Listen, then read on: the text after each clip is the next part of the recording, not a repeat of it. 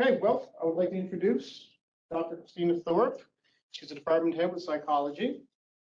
And I'd also like to introduce undergraduate honor students, Nicole Corrine with the Faculty of Science.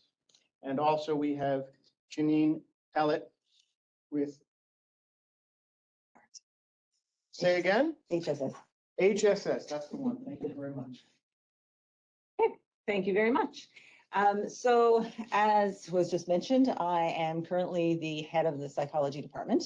I also had a couple of years of being deputy head and have been teaching at Memorial for 15 years. Oh, 17 years. I want to go with 15 so I don't seem quite so old or experienced.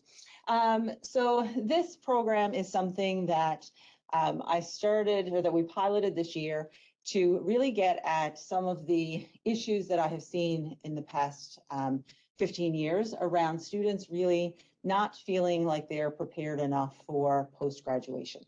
And so today, you know, we kind of at the very first keynote speaker talking about, you know, helping students to become everything that they want to be, and that it's not just about the content. I have seen a lot of evidence of that over the years. And so I, in particular, am really interested in mentorship and also experiential learning. I tell this somewhat uncomfortable story whenever I talk about this topic, that when I first started teaching at Memorial, I had a student in a senior class who was very close to failing.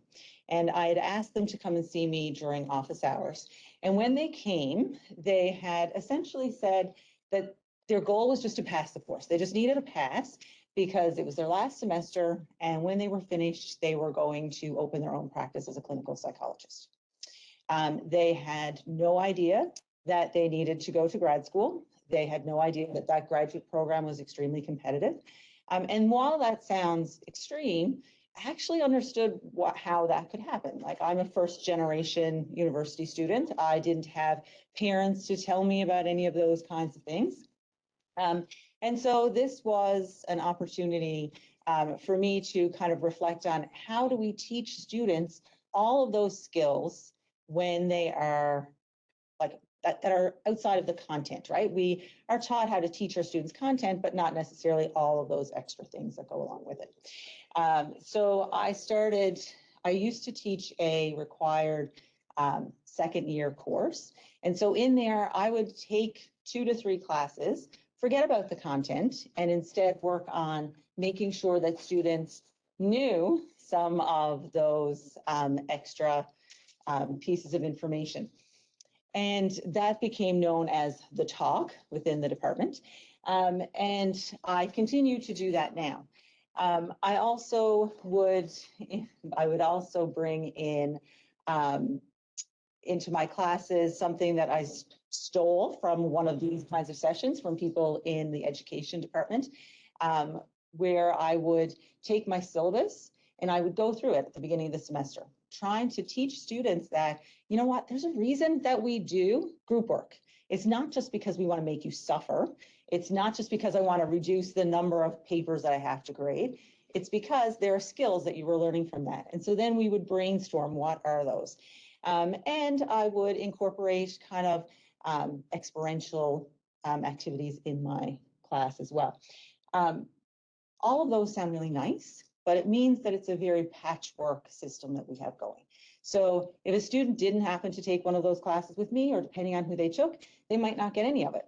They might get it from other instructors that were doing similar things.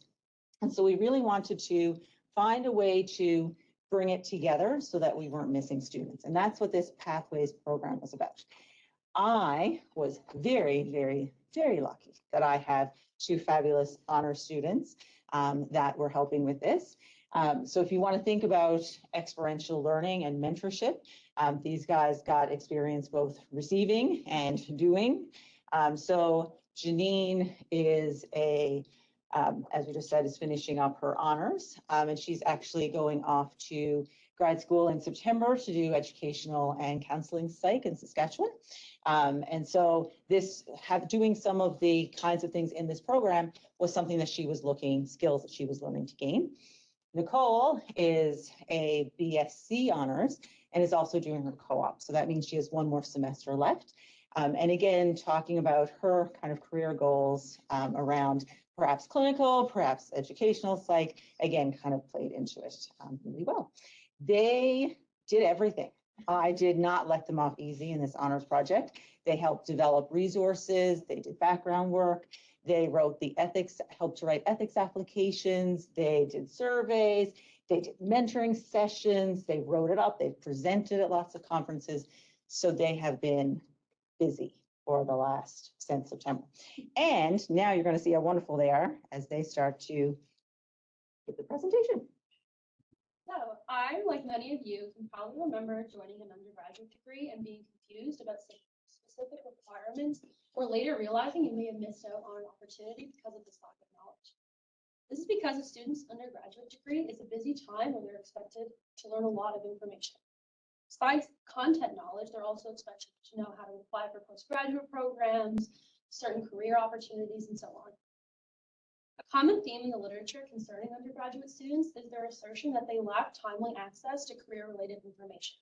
This has been found across various disciplines, including chemistry at the University of Alberta, where students reported that the most important reason they joined university was to get career information about their career from the university. But these graduating students actually reported that most of this information came from their family or friends, not from the university itself.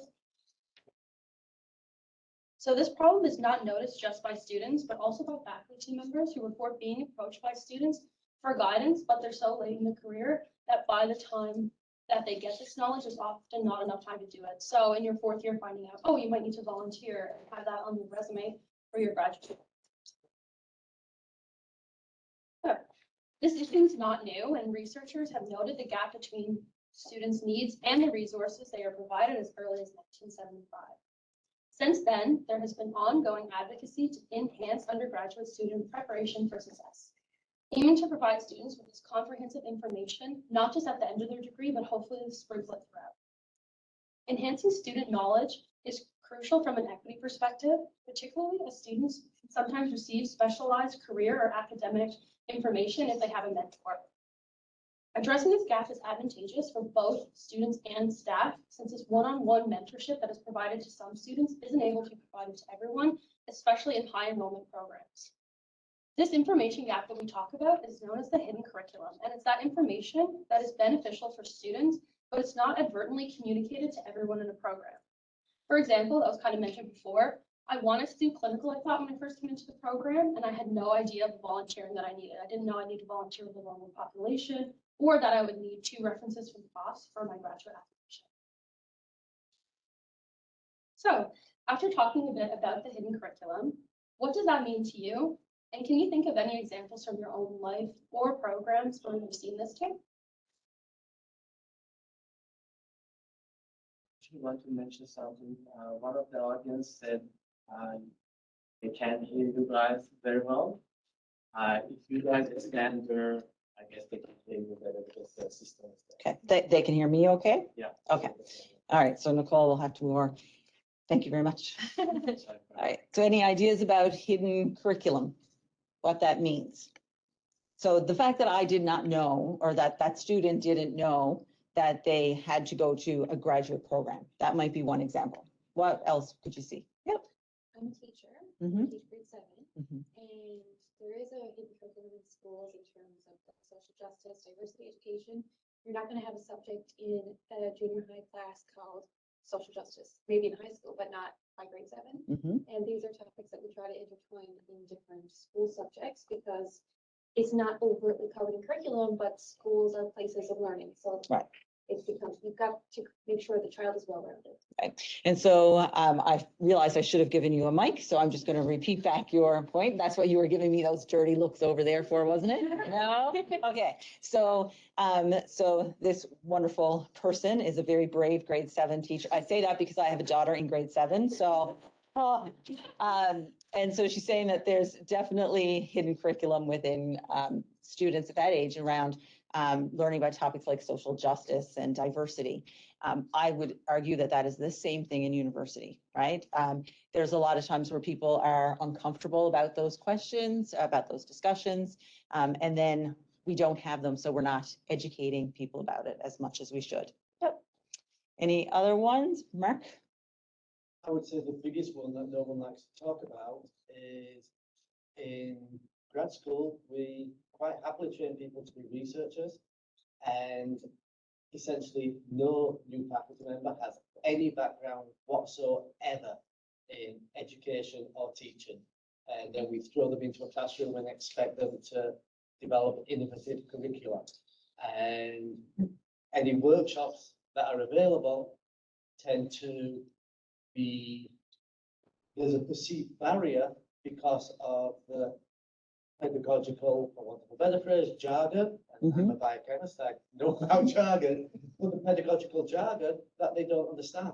Right. And so any workshops are voluntary, they go to them, they don't get out of them what they need because there's almost an assumption that they understand something about the pedagogical field and they have absolutely no background whatsoever. Right. And so that was a conversation that I was actually having earlier today at the poster session, is that, you know, I've been trying to figure out a lot of this stuff myself, right? Because I was trained as a researcher. My tendency or my fallback is to train students to do that career, but that's not what most of them want to do. So I've had to learn a lot about clinical psychology in the past couple of years because so many students are interested in that and they don't know what they have to do. And so you're right, there's probably a hidden curriculum for us as faculty members, and then there's also a hidden curriculum for students. Yep, Stephanie? So as you know, one of my primary roles is an academic advisor in the department, and I get students who come to me in their second year who've been accepted into our program that don't know that a degree is 40 courses or 120 credit hours. They don't know what electives are. They don't know kind of the difference between a requirement and elective and how an elective actually is a requirement. You just choice. And I don't ever remember not understanding that because I am not a first generation university student. My mother went to university. My mother has a PhD. She helped me with registration my very first time. I learned it and kind of moved on with my life. So I think that even these fundamental assumptions that we have about students' knowledge of what university even is are often wrong for certain students. Definitely. And even things that, you know, students will think that if they're a really good student, that means that they get really good marks and the prof doesn't know who they are, right? Like, I don't have to bug the prof with asking them questions because I'm so smart. That will come across better to a professor. So some of them, there are students who really do not want to go see you in office hours. They don't want to stay at the end of class to ask you a question because they're afraid that that would look bad. Whereas we would all say the more that we could know our students, the better. We try to build that relationship. And that's not the side of things that they're seeing. Do you guys have examples from yourself?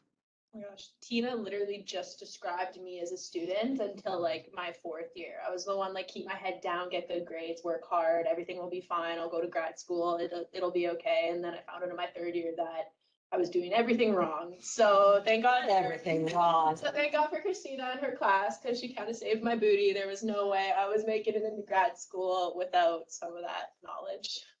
Yeah, similarly, I was also a first generation student.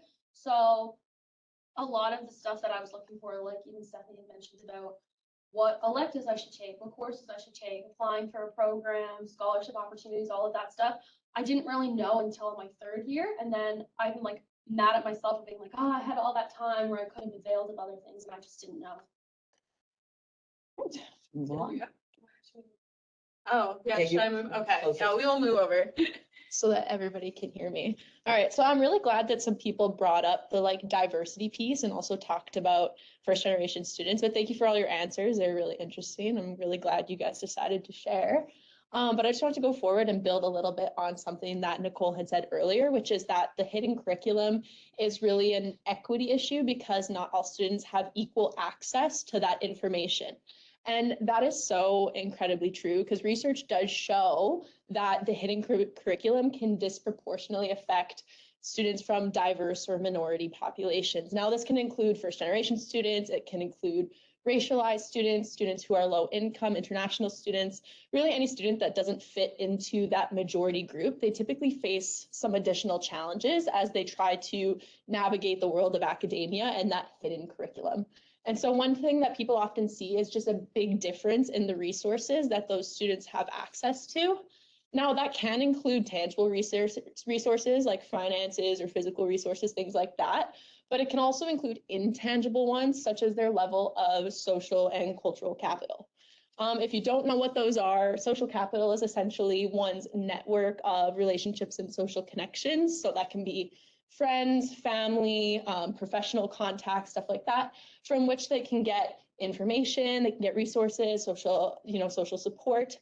So for example, like we were talking about first generation students, if somebody has a relative or a friend or somebody who completed a psychology degree and is working in the psychology field, they're able to reach out to them and ask questions, look for support as they're doing their own degree. But unfortunately, not all students have that. And then there's also cultural capital, which is essentially knowledge, skills, and resources that is acquired through socialization and upbringing. So as Stephanie mentioned, she had a parent who was educated, had a PhD, and was lucky enough to know some of those fundamental things. But unfortunately, students who maybe didn't grow up with those resources or that cultural capital might not know those things. And it's really unfortunate because social and cultural capital is really how lots of students learn the unwritten norms, expectations, and rules of university. And so for students from diverse and minority populations who maybe don't have that social and cultural capital, they're really not learning those things. And then another thing that's really important to talk about is that as much as we hate to admit it, I'm sure everyone, including myself, possess some implicit biases and stereotypes. Now, this might not be super obvious. I remember Christina the other day told me a story about a student that had come to her. It was a racialized student, and they said that, they had never experienced overt racism on campus or even microaggressions, but that they had a really hard time bonding with their professors, like creating rapport just because they couldn't relate to them in the same way that their peers could. And I just found that really interesting because it kind of just shows that sometimes these implicit biases and stereotypes may be affecting a student in a way that we don't even recognize. So I find that it's really important that as educators, or at least people who are interested in teaching and learning, that we recognize and address some of these unique challenges experienced by students from diverse and minority populations so that we can better support their academic success and just overall goals, things like that. And so I just wanted to ask you guys if you have any personal experiences or if you've ever observed where being a part of a minority or diverse group has presented challenges in navigating academia and the hidden curriculum. We did touch a little bit on that with the first generation stuff, but I was just curious if anybody had any other examples. And if you do, I have to encourage you to please try to speak as loudly as possible so that you can be heard from down front.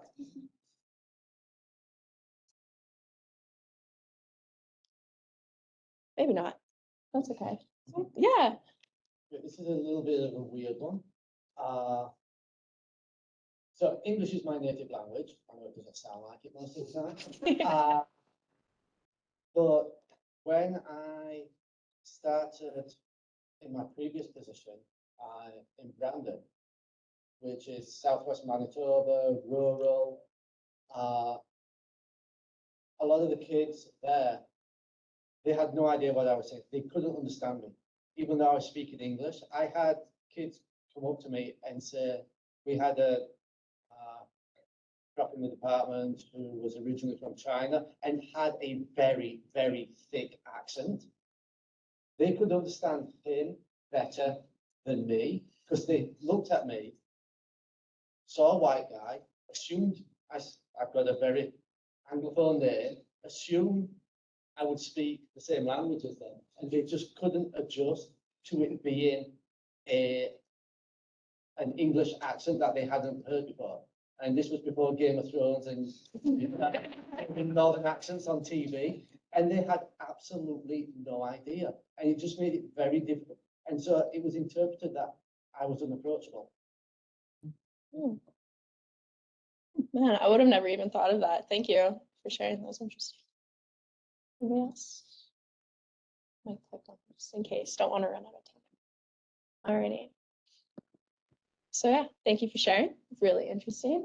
So just to move forward, I wanted to talk just a little bit about the fact that many of the issues that me and Nicole have been talking about have actually been identified within the psychology department at MUN. So just to provide a little bit of context, these past couple fall semesters, Dr. Catherine Button has done a research experience course in social psychology, which just kind of aims to give students opportunities for experiential learning in the domain of program evaluation. So in the fall of 2022, they did a program evaluation of the undergraduate psychology programs at MUN, utilizing focus groups within the class, interviews with undergraduate psychology students, as well as a department-wide survey. And they found that while students were moderately satisfied with the program, they did identify a few issues. So students reported that they kind of felt alone with in the program. They didn't really know who to reach out to for support or where they could turn to when they were kind of struggling to navigate the program. They also reported that they were receiving an insufficient amount of information from the department, and that when they went to access the information themselves or seek out the information, that it was not easily accessible. I remember people commenting that they would scour the psychology department websites and end up on a page that did not exist or was outdated by 5 years.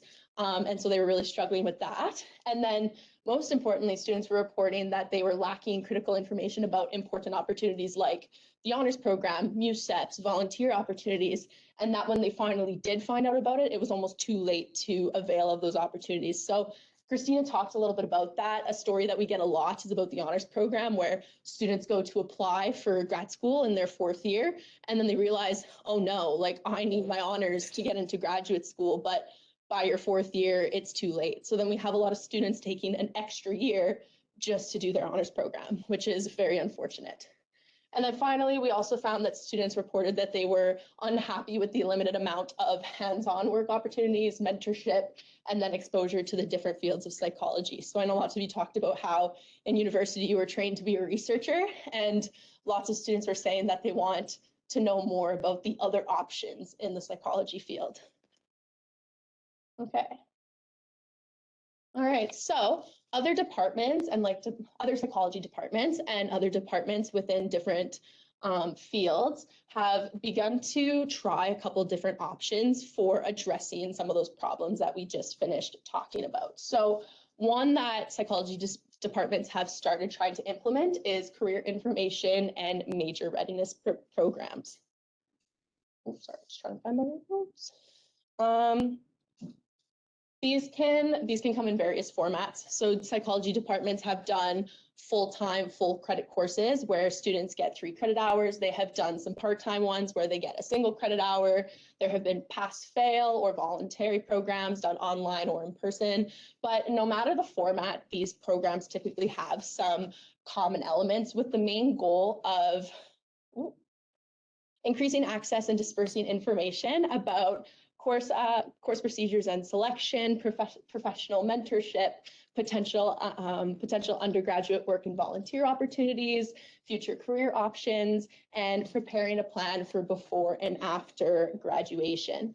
And formal evaluations of these programs show that they are often just very well received by students. Students often say that they are very, very glad that they took part. Oh, good. Oh, sorry. That they're very glad that they took part and that it was very helpful for them. That students also report that they learned a lot of a significant amount of information, including both about their undergraduate program as well as potential career options. They also report that they gained valuable professional skills such as CV writing and resume writing, which left them feeling more prepared for whatever future career path that they chose. And then it also fostered a lot of mentoring experiences. Now that was for the undergraduate students that took part in the programs, but the TAs, the graduate students that were associated with these programs, also reported that they've really valued the opportunity to mentor undergraduate students. They found that it really helped them with their skills and their competencies.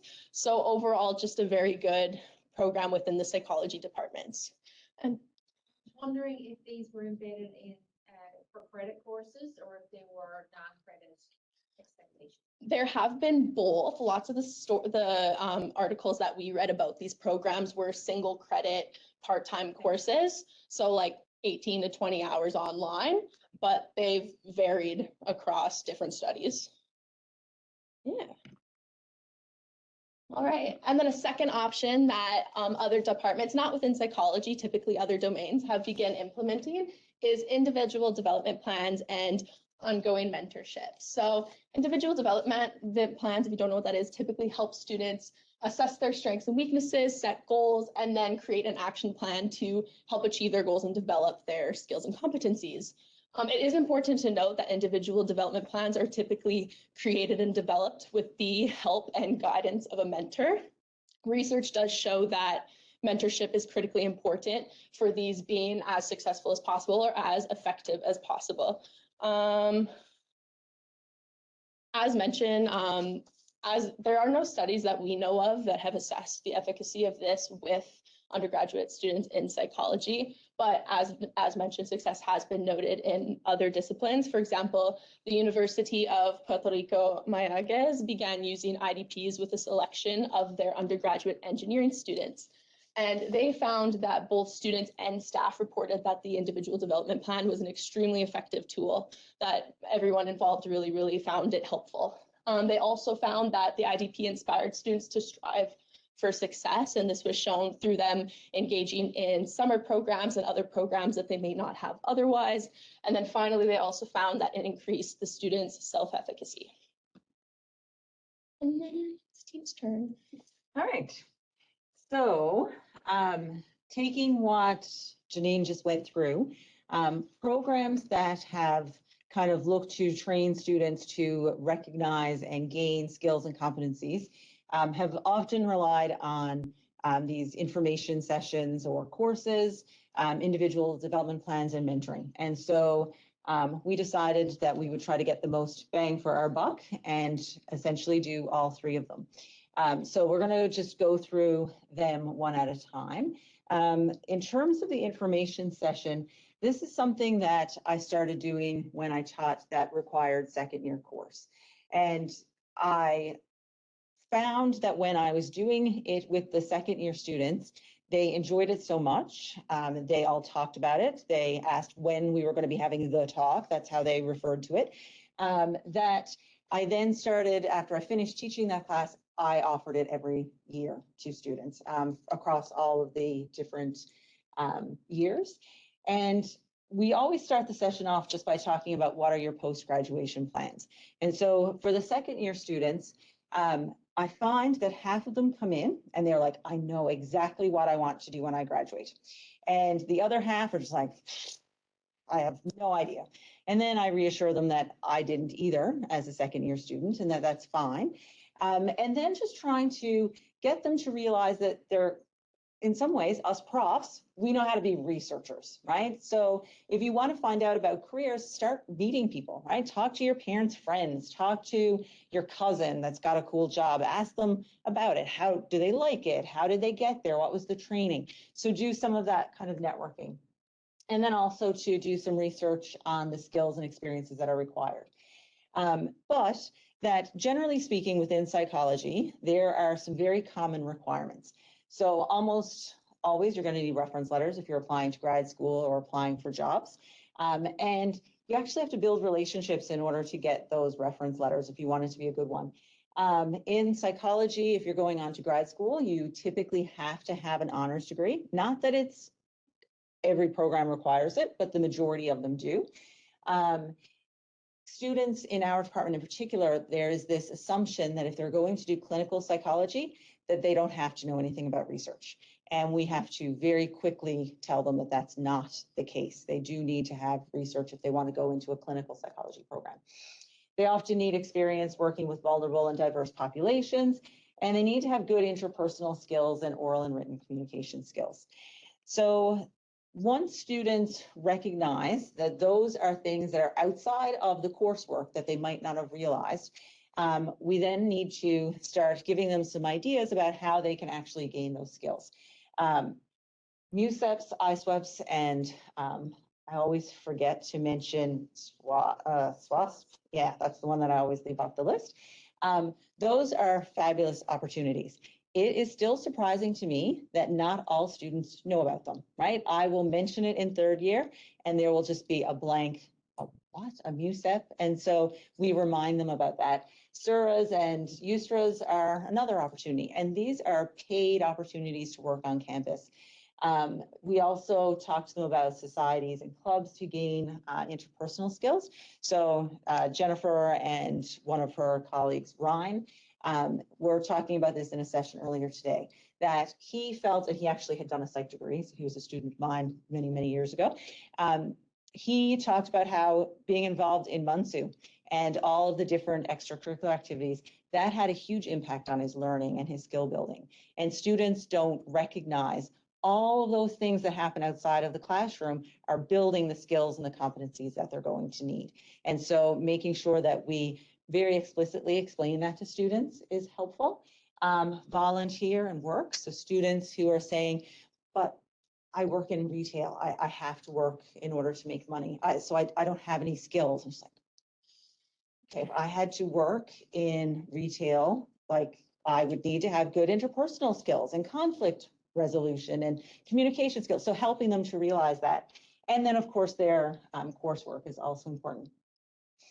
Students, this is the point when I get to here where you see the panic start to come on their faces because they think there's no way that I can do all of that. And it's important to talk about this, how they fit things in the schedule. When I first started here, I found that students tended to work about 10 hours a week outside of university. And I think the rule used to be 24 hours a week that students could do, and it's dropped down to 20 now, I believe. It's 19 for undergrad and 24 for graduate. Okay, so I was thinking more about the graduate ones. So how many of you guys have students that break that rule? It's just on campus. That's, I know. And so they are working 30 to 40 hours, like they're working the equivalent of a full-time in addition to a full-time course load. So then asking them to, you know, why don't you get involved with some societies? Like they just don't have time. But if they think about their coursework and plan out a little bit, you know, maybe that will be something that they can do in the summer, right? Or maybe they can volunteer. Dates and applications, that's another one that students don't realize is how early applications are due. If you're applying for medical school, the applications are due an entire year before they graduate. So if they were counting on fourth year to be a time to develop relationships with professors to ask for references, it's too late. And so that also is eye-opening for them. And that if you need leadership skills, for example, you might need to get involved with those groups earlier on. And then we talk about the hidden curriculum. So the grades, good grades are not enough. Students don't know the difference between masters and PhDs. I had a student who was doing a bachelor's of arts and thought that they wouldn't be able to do grad school in the psychology department at Memorial because it's an MSc, right? Thought they were going to have to go to a university that had an MA. And that's not true, right? But if no one's told you that, how would you ever know? How do I find an honors or a graduate supervisor? Where do I find out about scholarships? How do I get into a lab? How do I get research experience, especially if they haven't heard about MUSEP and USRAs? The importance of professional emails. Right? I do explicitly tell them, because if you're emailing me and you say, don't even say, hey, what's up? And there's like the S, you know, can I have an extension? And then that's it, right? I'm like, I don't know what course you are in. I don't know your name. I don't know your student number. But that's how they communicate with their friends, right? Like as quick as possible. So explaining that we comment on professionalism in reference letters. And the really big one is trying to teach students that they need to be their own advocate and that they need to go out and look for help. And so reminding them about the different resources on campus. So that's kind of the information sessions. Then we also have a session about how to do an individual development plan. So for the IDP, a really important component of it is having a mentor to go through this with you. As Janine said, they're most common in business programs and in graduate school. I actually did an IDP with these guys when they were in the third year course with me, and the feedback was very positive, but they all said they wanted it to be earlier. And so that's what we're trying now, is to do this with third year students. So in terms of the individual development plan, we go through them with the students. So the very first component is doing a short bio, just to let us know what they already know, what they're interested in, what they're passionate about, where they want to go, so that we can start building that relationship with them. Then we have them do a skills assessment and evidence table. And this is just an example of what we might see. So if students know that they need to develop oral communication skills, they will come in and this table will often be empty, and they will be discouraged and embarrassed that they don't feel like they don't have any skills. They have the skills. They just are not very good at identifying them. So then we would say, well, have you ever given a presentation in class? Oh yeah, but that doesn't count. That was required. Of course that counts. So let's put that on your table.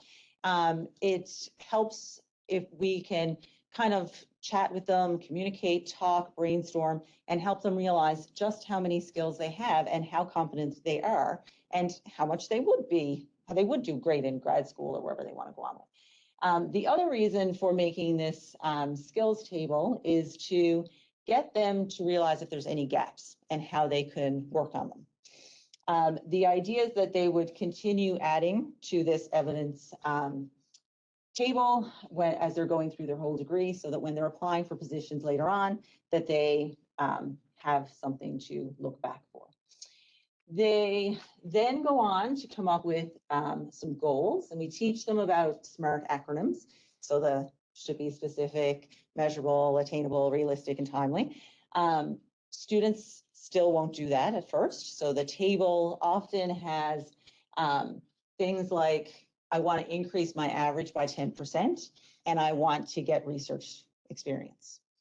So then we talk about how do you break that down a little bit more. So if you want to gain research experience, you really should apply for a MUSEP position. But do you have a CV or a resume yet? No, so then that's going to be a step that you need to do first. And if you don't get that, then maybe you could reach out to professors and see about volunteering. And then again, trying to point them back to some of the resources like the Career Development Office.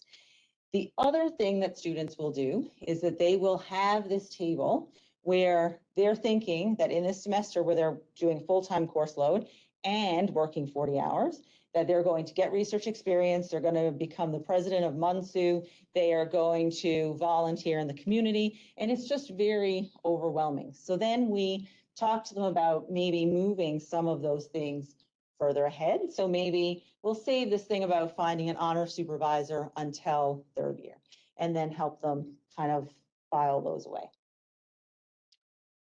And then, as I said, they also have a copy of their CV or their resume, just to give them, let them know they need to do it, and also to have them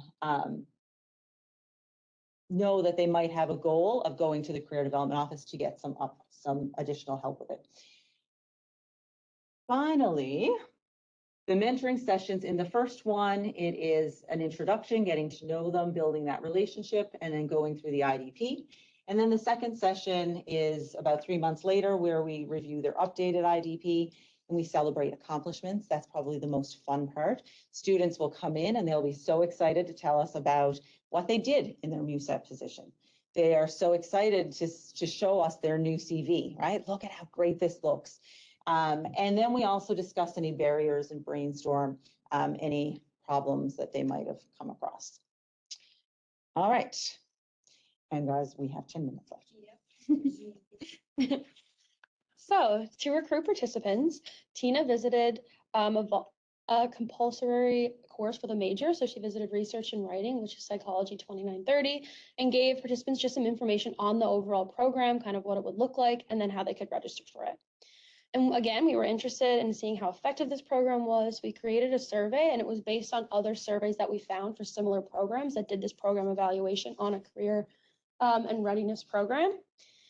So this meant at the end of the program, once the mentoring sessions were done, we sent a link out to students who completed the follow-up meeting and then also put the link on Brightspace for all participants to respond to.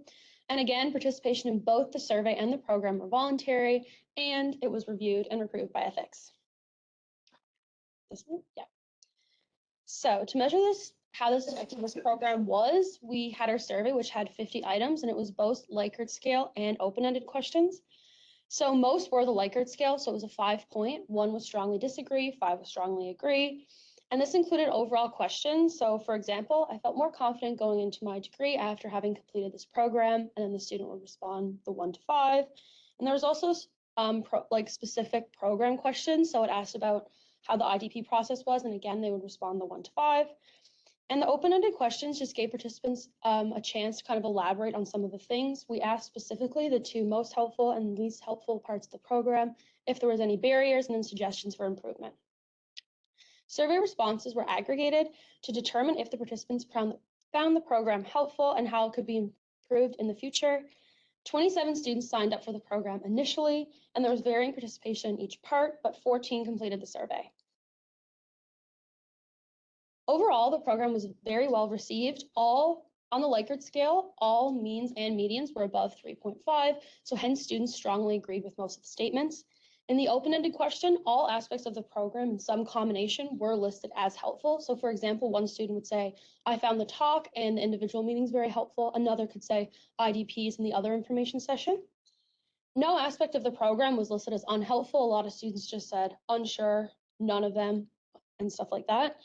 And then the most common suggestion, again, kind of similar to the class we did in 3rd year, was make it available to more students and even earlier. So we specifically had 2nd year students, but a lot of them said they would have liked this information before that. So the Likert scale part of the survey, we divided it in our end into 4 different sections. So this was in regards to what information it asked about. The first one was overall program information. Then we had undergraduate and career information. And then we had program specifics and then skills and goals. So here we're going to go through some example questions from each section and their corresponding means and standard deviations. So firstly, as you can see here, all the means were very high, close to 5, and there wasn't a lot of deviation in the responses. So students found the information helpful, they recommended it to other students, and they found the information applicable to their undergraduate careers. As for the undergraduate student information, there was a similar pattern of reporting. As we can see again, the means are very high. And it shows the students reported that they felt better prepared, they became aware of opportunities they didn't know about before, and then their understanding of the requirements to complete their degree with honors has increased. And then again, the graduate student information questions, they followed the similar pattern of reporting, and they felt confident in their ability to network and make professional relationships with profs. Their awareness of qualifications to apply for job increased. They were informed about career options that they weren't aware of, and they spent more time thinking about the graduate opportunities. When looking into program-specific skills and goals, again, they responded very favorably, reporting that the one-on-one sessions were really helpful. The feedback provided to them was helpful. It helped them identify gaps in the CV, like we kind of mentioned earlier, and they said they'll take the information learned and apply it throughout their degree. So as you can see from the results, students were learning by doing. What we aimed to do, the students report that they found the information helpful, the program overall helpful, and it really shows the goal of the experiential learning. So the program not only went through resources students could use and gave them experience with things like writing CVs and IDPs and meeting with us, but it also prompted students to go out and do things like find volunteer opportunities, find graduate student opportunities. So it was really nice to see that what we went out to do actually was done. All right, I'm going to try zoom through this really quickly because we're running out of time. But just for that little bit of diversity and inclusion piece, I decided to, for my project, to compare the survey results of first generation and continuing generation students. There are a lot of minor differences that I could go into detail about, but I'm just going to hit the major ones. Before doing that, it is really important to note that we only had 3 first generation students. So very small sample size, not a lot of stuff to go on. So just interpret these results with some caution. But the major thing we found is that first generation students seem to particularly benefit from the general information provided by the PPP and the resources. The students specifically cited the information sessions as their favorite part, the first generation students. And then finally, some of the hidden curriculum pieces, they also cited those as extremely helpful, such as the CV writing. One of our first generation students had no idea what a CV was before she even started this program. So that was just really nice for us to hear that it had been such a big help to her.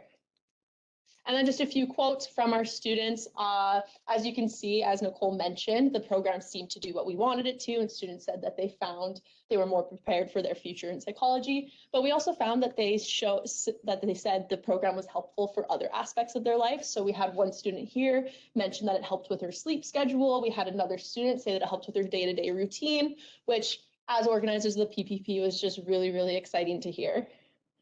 And then as Nicole mentioned, I'm going to not talk about this a lot, but the main suggestion was to make it available to more students as well as earlier. So these are just some of those comments. Okay, so there's only 2 slides left. So basically going forward, the big things that I've taken away from it is that there's just too much information to cram into the information sessions. So I think we are going to be putting in a request with Senate to have a course that will go through this stuff so that, for second year students, we're thinking of 1 credit hour course in each second, third, and fourth year so that we could introduce them to the IDP in second year. In third year, we could actually get them to come back and talk about all the volunteering opportunities they're doing and the skills that they're learning. And then the other component is the mentoring sessions. They were very rewarding. It was really nice getting to know students, talking to them about their goals. They were incredibly time consuming. So they were meant to be half an hour. Students, once you get them talking about themselves, they had a lot to say. So they would go to an hour. The plan this time, and we actually do want to try to expand it to all incoming students next year. But we are going to rely on graduate students and senior honors students to help with some of that mentoring. We have a help center, and so we'll get them to do some of it in there. It has been a fabulous experience for these guys, and I think it will be. I've had graduate students ask if they could participate in it. So we'll do that, and then we'll continue to evaluate the effectiveness of the program.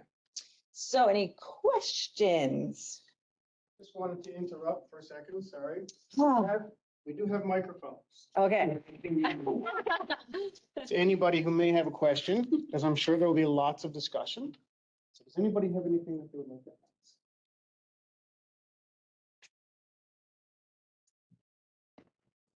Thank you. I don't know if it's a question or a comment, but this is an area that I'm really interested I in. know. And I guess my observation is, and based on best practices in other countries such as Australia and the UK, what you're doing is embedded into the curriculum. It's embedded into the faculties. Yep. Because we, from a co-curricular perspective, can provide and offer these services till the cows come home. And we have a fabulous new program called Design Your Life, which takes students through the system design thinking to plan your life. I did it last year at 50. It's awesome to design your life at any time. So, how do we get to a place where this is seen as critical and important and embedded into the faculties so that we know every student, not just the ones who have time, who are not working 40 hours a week, or someone told them about it and they were lucky enough to find that out. But how do we make sure every student gets that information? And I think it has to be through their courses, because that is what they are going to attend versus these co-curricular experiences that we'll continue to offer. But I think there's a piece there to embed. Yeah, I agree 100%. And so that's why we're doing it in the program. And we don't want the patchwork thing where it's that only certain students are getting it. I actually had an assignment in one of my courses where the students were asked to go out and volunteer for 20 hours a week. And then I encouraged them to do the volunteer incentive program through the Student Volunteer Bureau to try to get them over there so they would access some of those resources. And the idea was that it didn't matter what you were volunteering in. Tie it back to the course that I was teaching, and they all did, and they wrote a paper, we reflected. So I think that it's still having those information sessions outside. Students can't make it. I think it has to be a course. In an ideal world, sure, we would have it in every single course embedded. but that's not realistic, right? Faculty members have got too much content they need to get through, but having them in this way, I think, I'm hoping it will work. So we'll present next year what happens with it, I guess. I just wanted to share something on behalf of Julie Kavanaugh, who is online. Now, this was brought up earlier when you were speaking about informality of emails when it comes to you. Julie says also the importance of authentically written professional emails. More and more, myself and colleagues are seeing emails that have all the hallmarks of being AI generated. Yeah, I know. And I don't think students quite realize how easy they are to detect. Yeah. There's an I would like to reach out to you about this overarching theme that I've, this person says that, right? Like there's just these buzzwords that students are saying. Yeah. I just wanted to mention that in business faculty have a course, two courses, I'm not sure if it's 2 or 3. The 200W, which is like for professional development, and it's mandatory this semester.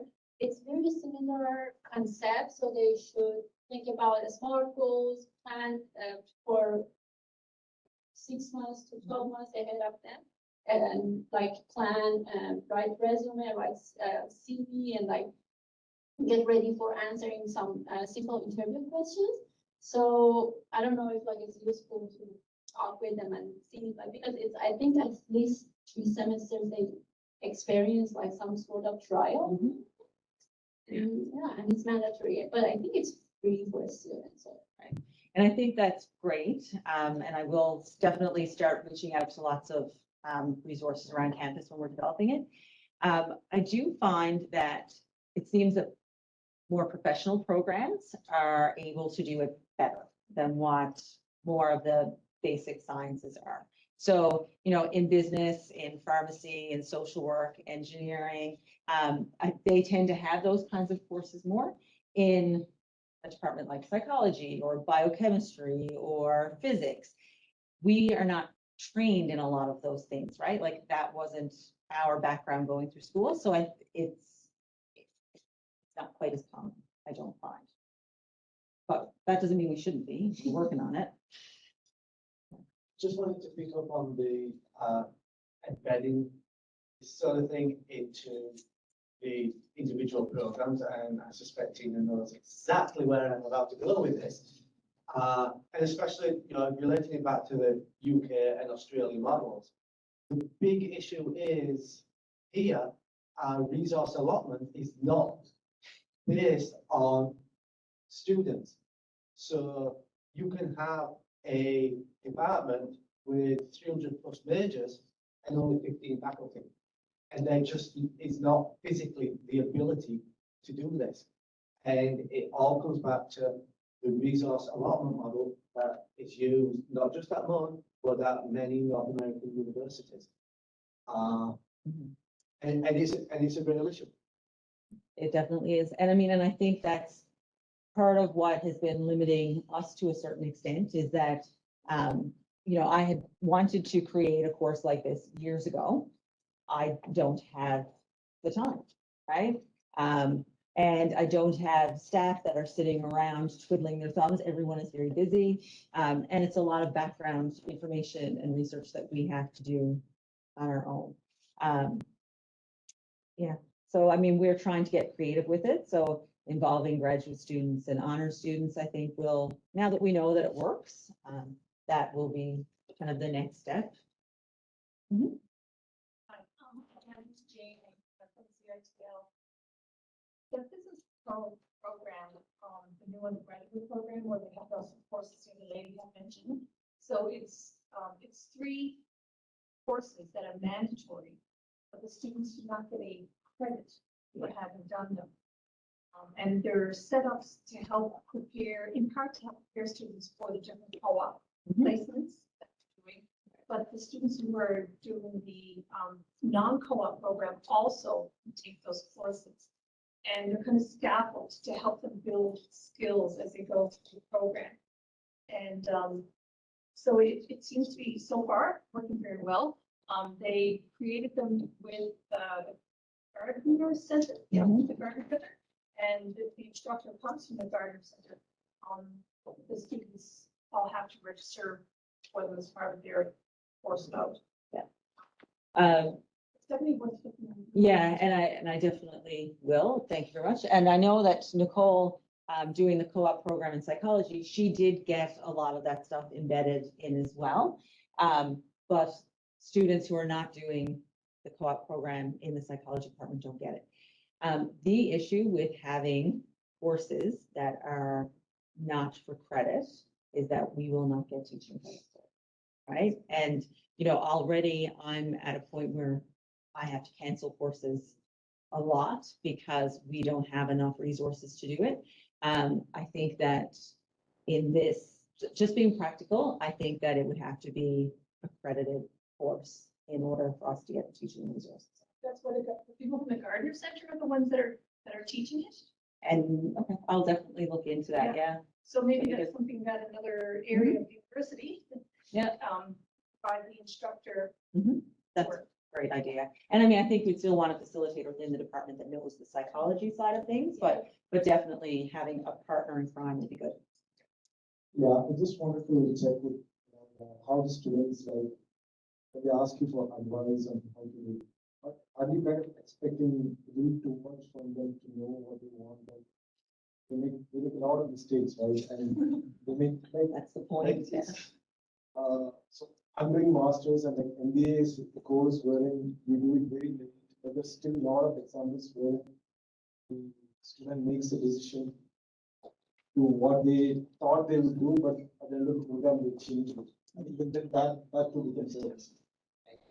So my question is like, how do you incorporate that? Like sometimes you might think, okay, come on, this is not practical. Right. What do you think is not practical? So a good example from psychology is that we have, I would say at least 50% of our students want to become clinical psychologists. It's harder to get into clinical psychology than it is to get into medical school. I think we have 150 people that apply for our program and we accept 6 a year. So it's difficult to get in. I never, ever would tell a student, there's not a chance you're not getting in, right?